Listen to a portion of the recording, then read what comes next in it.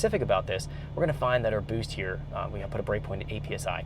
I don't want my boost going over 8 on launch control, and let's just say that's where I want it to be. You could choose whatever you'd like, but let's just say in this example I'm going to be doing 8 psi. I'm going to be progressively tapering up my retard here till I get to about 8 psi. So I'm going to be putting my values here. Let's just do here one at -10. So as I'm coming up in boost, I'm building the boost on the anti-lag. We're going to be getting to a point where we build 8 pounds.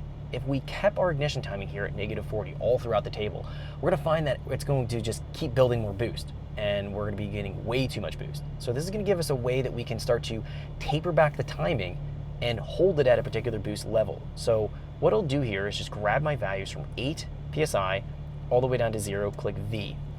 And now what I'm going to find is as I get on this anti-lag, it's going to come up here. It should build about 6 to 8 pounds of boost, and then it's going to just kind of remain there, remain flat.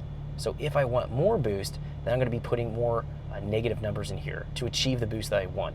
And if let's say I wanted 10, I would start to bring my value up here. I would probably put something like -10 right here, and then do a V again, and I'd find that it would pull more ignition timing. And as I pull more timing, it's going to come up to about 10 pounds. And then if it overshoots, let's say it goes to 12, it'll be going back to the table ignition timing and effectively going right back in and keeping us right at this 10 psi. So we'll have to manipulate the values in the table to get to the desired result we want, but this should give us a pretty good starting point here. I'm going to be testing it right now, and we'll just see what it's going to do. Let's do Shift Control C. Let's commit those changes. And I'm going to fire it up real quick, and then we'll go ahead and do a data log and evaluate this. And we might have to play with the numbers here a little bit to get, again, that 8 pounds of boost, but we'll see what it's going to do. Let me go ahead and fire it up real quick. I'm going to put my headphones on, and then we'll try this out. So